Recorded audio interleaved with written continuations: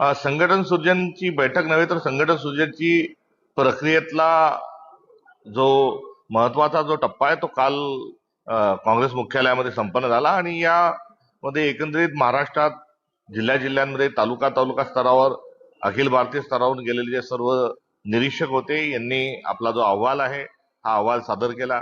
त्या जिल्ह्यामधले आमचं जे नेतृत्व आहे त्या नेतृत्वाचा एकंदरीत लेखाजोखा त्या ठिकाणी त्यांनी मांडला आणि महिला मागासवर्गीय यासोबतच ज्येष्ठ आणि प्रतिभावान आमचं जे नेतृत्व आहे या सर्वांच्या जे एकंदर सूची जी आहे ही काल सादर करण्यात आली आणि यानुसार जे सर्व ज्येष्ठ नेते आहेत आमच्या कार्यसमितीचे जे सर्व सदस्य आहेत त्यांचं आणि सर्वांचं त्या संदर्भातील ज्या काही शिफारशी होत्या, शिफारशी म्हणणं थोडंसं चुकीचं ठरेल, मात्र त्यांचे जे व्ह्यूज होते त्यांच्या ज्या संदर्भातल्या ज्या काही एकंदरीत सूचना होत्या त्या सूचना त्या ठिकाणी मांडण्यात आल्या।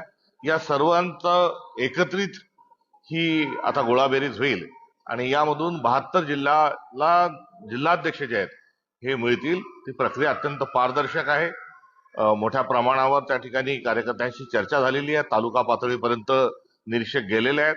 त्यामुळे ही प्रक्रिया इतर राज्यात सुरू झाल्यानंतर महाराष्ट्रात अत्यंत सुलभ सोप्या आणि खेळीमेळीच्या वातावरणामध्ये ही प्रक्रिया महाराष्ट्रात संपन्न झाली। लवकरच या सगळ्या प्रक्रियेचं जे फलित आहे जिल्हाध्यक्षांचं हे बाहेर येईल।